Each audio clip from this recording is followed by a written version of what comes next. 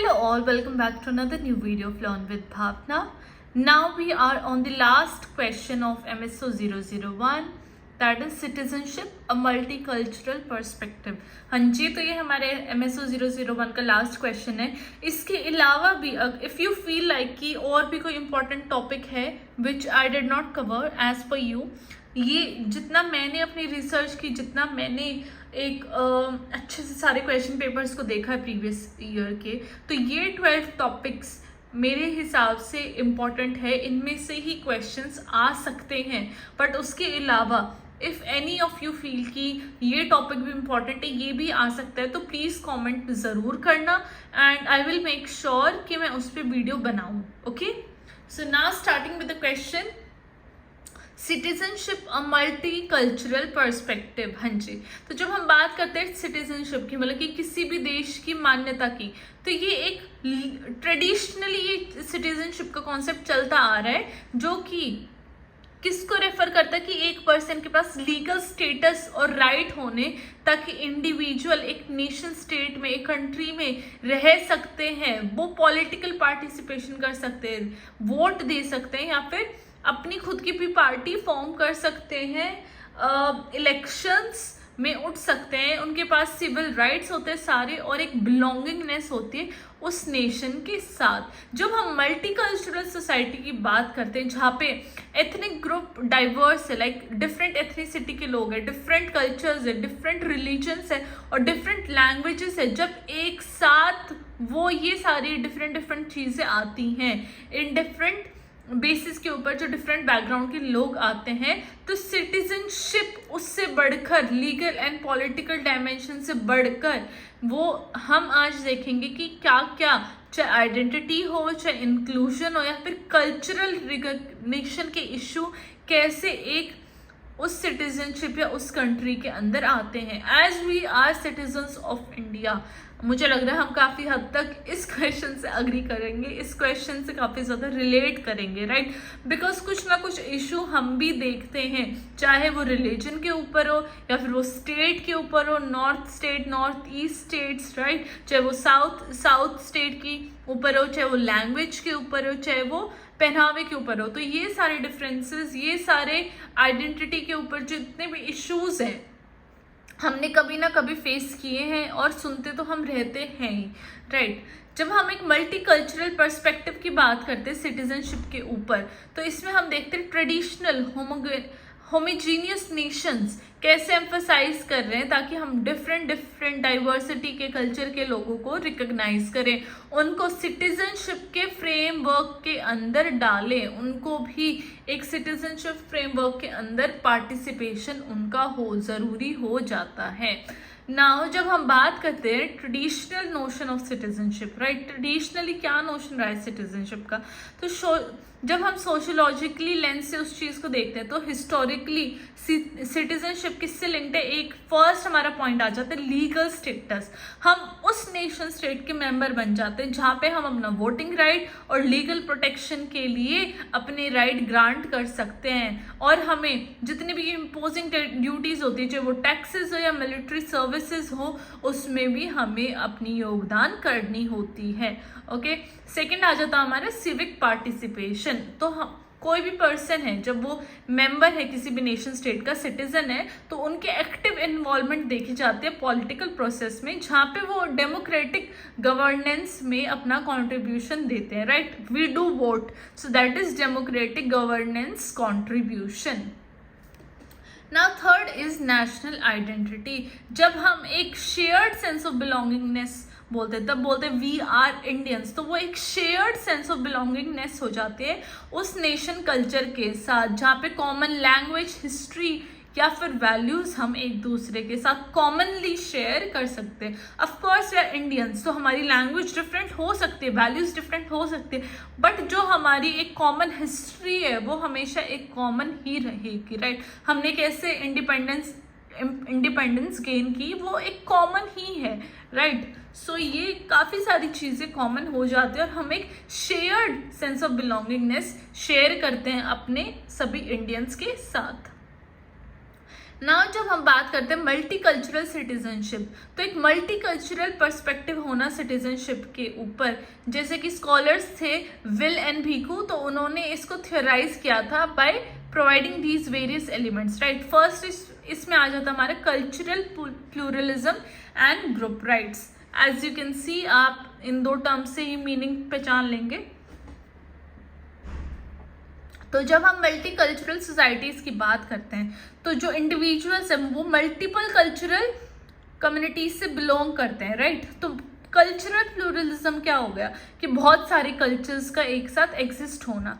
तो multiple culture से individual belong करते हैं, और जो सिटीजनशिप है वो कि ना कि एक इंडिविजुअल राइट होता है बल्कि एक ग्रुप स्पेसिफिक राइट भी बन जाता है, ताकि वो उनकी कल्चर की आइडेंटिटी को प्रोटेक्ट करे, राइट। माइनॉरिटी ग्रुप्स की प्रैक्टिसेस को वो प्रोटेक्ट करे। इसलिए आप देखोगे अंडमान एंड निकोबार की जो ट्राइबल कम्युनिटी हैं उनके राइट्स को अपनी गवर्नमेंट कितना ज़्यादा प्रोटेक्ट करती है। छत्तीसगढ़ में अपने इतने ट्राइबल्स हैं, उनकी कम्युनिटी के राइट्स को गवर्नमेंट कितना प्रोटेक्ट करती है। इनफैक्ट जितने भी कम्युनिटीज़ हैं, जितने भी ग्रुप्स हैं, उनके राइट्स को governments all over the world protect करने की ट्राई करती है, प्रोटेक्ट करने की कोशिश करती है।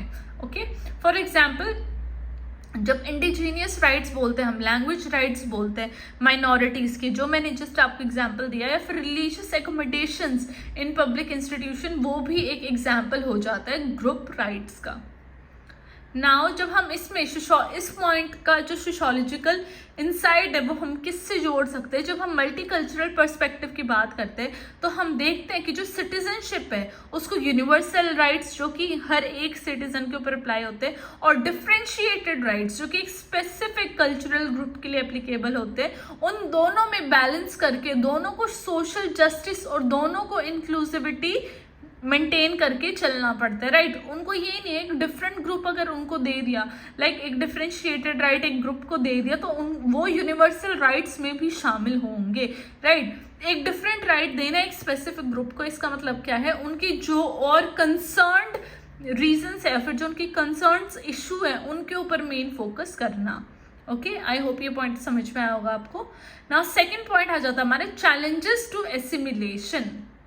जब हम बात करते हैं एसिमिलेशन की, तो वहाँ पे हम क्या करते हैं कि हम एक्सपेक्ट करते हैं कि जो माइनॉरिटी ग्रुप्स हैं वो एक डोमिनेंट कल्चर को अडॉप्ट कर ले और वो फुल सिटीजनशिप अपनी गेन कर सकते हैं। एसिमिलेट क्या होता है कि जो उनकी कल्चर, किसी भी एक छोटे ग्रुप की या किसी भी एक इंडिविजुअल की जो कल्चरल प्रैक्टिसेस हैं उसको वो उसके साथ दूसरी प्रैक्टिसेस को भी अपना लेना, उसको एसिमिलेशन बोलते हैं। तो यही बोल रहे कि जो माइनॉरिटी ग्रुप्स है उनसे ये भी एक्सपेक्ट किया जाता है कि जो डोमिनेंट कल्चर है किसी भी सोसाइटी का, किसी भी नेशन का, वो उसको भी अडॉप्ट करे ताकि वो फुल सिटीजनशिप अपनी गेन कर सके। बट मल्टीकल्चरल सिटीजनशिप में ये देखा गया कि वो ऐसी कम्युनिटीज़ या फिर ऐसी ग्रुप्स एसिमिलेशन को रिजेक्ट कर देते हैं और वो चाहते हैं कि उनके अपनी कल्चरल जो डाइवर्सिटी है उसको रिकॉग्निशन मिले, क्योंकि ये एनरिचिंग एक सोसाइटी को, कल्चर को रिच शो करता है कि यहाँ पे देखो कितने डिफरेंट पर्सपेक्टिव, डिफरेंट कल्चर के लोग हैं। अगर सब एक ही तरीके से बिहेव करेंगे, एक ही तरीके से चलेंगे, तो आई बिलीव वो सोसाइटी बहुत ज़्यादा डल हो जाएगी, राइट। तो सबका अपना एक कल्चरल डाइवर्सिटी होना और उसको रिकॉग्नाइज करना, यही मल्टी सिटीजनशिप की एक सुंदरता है। फॉर एग्जाम्पल जब हम बात करते हैं countries like Canada and Australia, वहाँ पे मल्टी कल्चरल पॉलिसीज़ को प्रमोट किया जाता है और एथनिक कल्चर्स हैं उनको प्रिजर्व किया जाता है, ताकि वो जो एसिमिलेशन है इस टाइप की कोई भी एसिमिलेशन टाइप का कुछ भी उनके ऊपर फोर्स ना डाला जाए और उनको डोमिनेंट नेशनल आइडेंटिटी में ना चेंज किया जाए। जैसे मैंने आपको इंडिया का भी एग्जांपल दिया, वो भी आप यहाँ पे ऐड कर सकते हैं। अब इस पॉइंट का सोशियोलॉजिकल इंसाइट क्या है, जब सोशियोलॉजिस्ट आर्ग्यू करते हैं कि एसिमिलेशन वाला जो मॉडल है वो रीइंफोर्स कर रहा है कल्चरल हेजेमनी, मतलब कि डिफरेंट कल्चर्स का मिल जाना, तो ये जो माइनॉरिटी ग्रुप्स है उनके ऊपर एक दबाव सा पड़ जाता है, उनको मतलब बैकलैश मिलती है, जहाँ पे मल्टीकल्चरल सिटीजनशिप उनके कल्चर को रिलेटिविज्म और इक्वालिटी की तरह देखता है, राइट। तो इसमें मल्टीकल्चरल सिटीजनशिप को एक पॉजिटिव लाइट में देखा गया है। ओके, ना थर्ड पॉइंट आ जाता है हमारा belonging and social inclusion. So multicultural citizenship है वो इम्पोर्टेंस दिखाता है कि बिलोंगिंग और सोशल इंक्लूजन की कितनी इंपॉर्टेंस है, जहाँ पे सिटीजनशिप ना कि सिर्फ एक लीगल स्टेटस है बट एक ऐसी सेंस देता है लोगों को कि जो उनका कल्चर है, उनकी जो वैल्यूज है, उनको एक्सेप्ट किया गया है with in the society regardless उनका कोई भी कल्चरल बैकग्राउंड हो। फॉर एग्जाम्पल जब हम बात करते हैं पॉलिसीज़ की, ऐसी पॉलिसीज़ की जो रेशियल डिस्क्रिमिनेशन को हटाती है और इंक्लूसिव एजुकेशन को प्रमोट करती है, तो यहाँ पे equal access to public services ensure की जाते हैं जो कि सेंस ऑफ बिलोंगिंगनेस बढ़ा देती है अमंग माइनॉरिटी ग्रुप्स। अब देखो इस पॉइंट का सोशियोलॉजिकल इंसाइट क्या है। जब हम सोशल इंटीग्रेशन की बात करते हैं तो हम हाईलाइट कर रहे हैं कि इंक्लूसिव सिटीजनशिप को हाईलाइट करना और स्ट्रक्चरल बैरियर्स और सिंबॉलिक बैरियर्स को एड्रेस करना। अब स्ट्रक्चरल बैरियर्स क्या आ जाते हैं, एक तो economic inequality, right, and second आ जाता है हमारा पॉलिटिकल एक्सक्लूजन, किसी भी इंसान को रिसोर्सेज इक्वली ना मिलना और उनको पॉलिटिकली जो भी उनके राइट्स हैं उसमें से हटा देना। और सिंबॉलिक बैरियर्स क्या हो जाते हैं, कल्चरल डिस्क्रिमिनेशन, मतलब कि किसी भी इंडिविजुअल या ग्रुप के कल्चर को नीचा दिखाना। तो जब तक ये दो बैरियर्स नहीं हटते हैं तो एक तरीके से इंक्लूसिव सिटीजनशिप को इंक्लूड करना थोड़ा सा डिफिकल्ट टास्क हो जाता है। ना आती है हमारी tensions and critic, right, critic हमें जब क्रिटिकली डिस्कस की बात करते हैं ना तो वहाँ पे यही पॉइंट्स आते हैं, टेंशन्स एंड क्रिटिक। कहीं आप सोचो कि मैम ने क्रिटिकली डिस्कस तो बताया नहीं, तो क्रिटिकली डिस्कस में यही पॉइंट्स है, पॉजिटिव एंड नेगेटिव दोनों बताना, क्रिटिक जरूर बताना किसी भी क्वेश्चन का। ओके, सो ये जो पॉइंट्स है, ये जो सेक्शन आ जाता है यहाँ पे, ये मान लो कि आपको 2-3 पॉइंट एक्स्ट्रा मिल गए, आपके नंबर नहीं कटेंगे। ओके, ना इसमें हमारा फर्स्ट पॉइंट आता है national unity and cultural diversity. तो काफ़ी सारी जो क्रिटिक्स हैं मल्टीकल्चरल सिटीजनशिप के, वो बोलते हैं कि जो नेशनल यूनिटी है वो एम्फोसाइज करते हैं कि कल्चरल डिफरेंसेस होने चाहिए ओवर शेयर्ड नेशनल आइडेंटिटी। तो वो फियर करते हैं कि ये जो फोकस है ग्रुप्स के ऊपर, राइट, ग्रुप के ऊपर ज़्यादा फोकस होना rather than on the nation, तो ये सोशल फ्रेगमेंटेशन, मतलब कि सोसाइटी के अंदर एक डिवीजन ले आता है, डिफरेंट ग्रुप्स बन जाते हैं जिससे कि सोशल कोहेजन वीक हो जाता है, मतलब कि जो एक एकजुटता वाली जो फीलिंग होती है ना वो वीक हो जाता है ड्यू टू मल्टीकल्चरल सिटीजनशिप। तो ये क्रिटिक ही ऐसी बात बोल रहे हैं।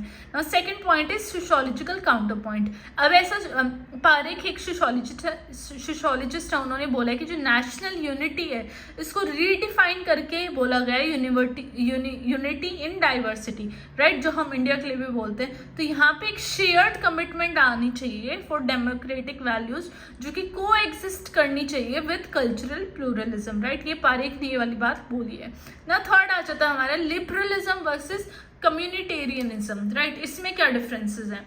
तो जब हम बात करते हैं मल्टीकल्चरल सिटीजनशिप की तो एक टेंशन देखने को मिलती है बिटवीन लिबरल इंडिविजुअलिज्म जो कि इंडिविजुअल राइट को प्रोटेक्ट करते हैं, फ्रीडम को प्रोटेक्ट करते हैं, और कम्युनिटेरियनिज्म जो कि कम्युनिटी की बात करते हैं, wellbeing of cultural communities, right. आपको नेम से ही सजेशन मिल रहे होंगे कि what does this mean.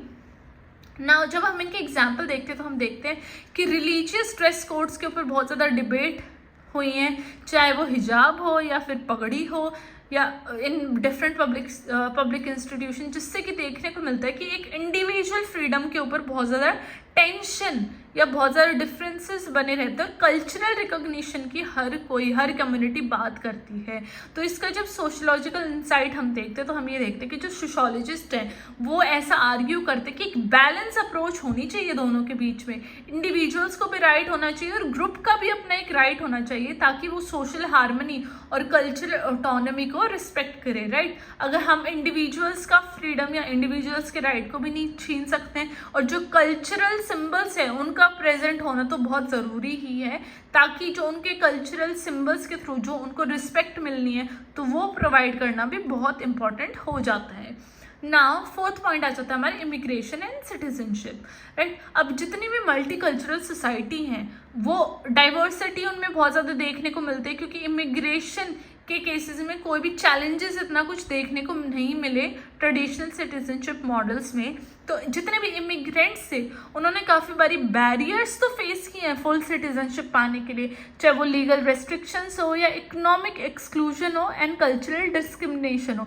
Of course जब आउटसाइडर्स आते हैं तो थोड़ा बहुत इम्पैक्ट फ़र्क देखने को मिलता है। फॉर एग्जांपल जब हम डुअल सिटीजनशिप की बात करते हैं तो वो अलाउ करता है इंडिविजुअल्स को कि वो अपनी कंट्री की सिटीजनशिप भी और जिस कंट्री में वो जाकर सिटीजनशिप पाना चाहते हैं उसकी भी सिटीजनशिप वो ले सकते हैं। तो दोनों कंट्रीज़ की वो सिटीजनशिप ले सकते हैं। जब हम सोशियोलॉजिकल इंसाइट की बात करते हैं इस टॉपिक में, राइट, तो हम देखते हैं कि जितने भी सोशियोलॉजिस्ट थे उन्होंने एम्फसाइज किया था कि इंक्लूसिव सिटीजनशिप पॉलिसीज़ की कितनी इंपॉर्टेंस है, क्योंकि वो इमिग्रेंट्स को हेल्प करता था कि वो इंटीग्रेट कर सके अपनी cultural identities with the country जिसमें वो मूव होना चाहते हैं। फॉर एग्जाम्पल जब हम मल्टीकल्चरल सिटीजनशिप्स की बात करते हैं तो यहाँ पे फर्स्ट हमारा आ जाता है कनाडा। तो कनाडा एक मल्टीकल्चरल सोसाइटी है जो कि रिकॉग्नाइज करता है कल्चरल डाइवर्सिटी को, एक fundamental aspect of Canadian identity, और group specific right to indigenous people and linguistic minority को भी वो प्रोवाइड करता है, राइट। तो उनके राइट्स को भी प्रोटेक्ट कर रहा है और ऊपर से मल्टीकल्चरलिज्म को भी वो रिकॉग्नाइज करता है और प्रमोट करता है।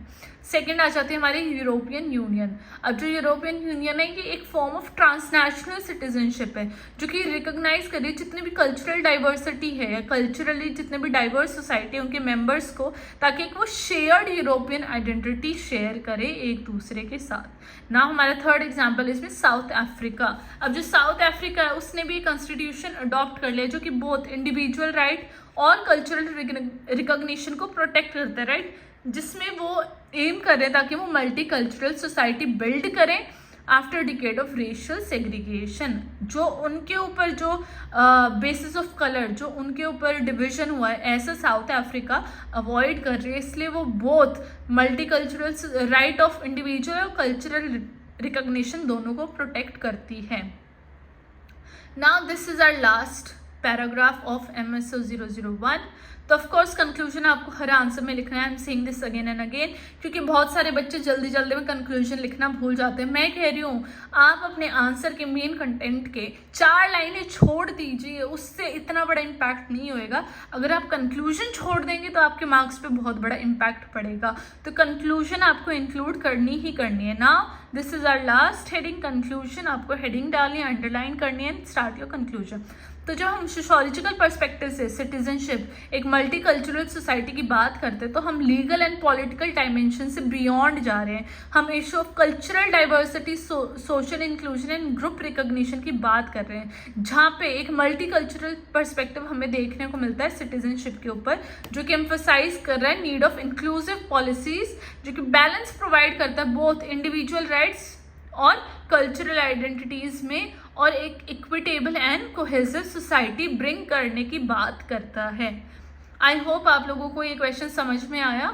It was a easy question, बस कुछ इस सब हेडिंग से जो आपको याद रखनी है and just go through the video. आप थोड़े से अपने सब टॉपिक्स के नोट्स बना लीजिए ताकि ईजी होगा आपको गो थ्रू करने में in near the exam. So yeah this was our question. I hope आप लोगों को पसंद आ रही हो सारी वीडियोस। प्लीज़ कमेंट करके भी मुझे बताइए ताकि मुझे पता चले कि हाउ एम आई डूइंग। अगर आप एज अ स्टूडेंट मुझे बताएंगे तो मुझे बहुत अच्छा लगेगा, राइट। एक मोटिवेशन मिलेगी ताकि मैं जल्दी से आपके सारे सब्जेक्ट्स के सारे क्वेश्चंस जल्दी कंप्लीट कर सकूँ, इंपॉर्टेंट क्वेश्चन आपको प्रोवाइड कर सकूँ, राइट। और इसके बाद मेरी MSO 002 की वीडियो आएगी जहाँ पे मैं आपसे इंपॉर्टेंट क्वेश्चंस डिस्कस करूँगी। अगर आपको उस वीडियो में भी और अभी भी अगर आपको लग रहा है कि मैंने कुछ टॉपिक मिस कर दिया, so please do let me know, comment आप कर देना। And please like share and subscribe, अपने फ्रेंड्स के साथ शेयर कीजिए और चैनल को सब्सक्राइब करिए। I will see you next time. Bye bye, take care.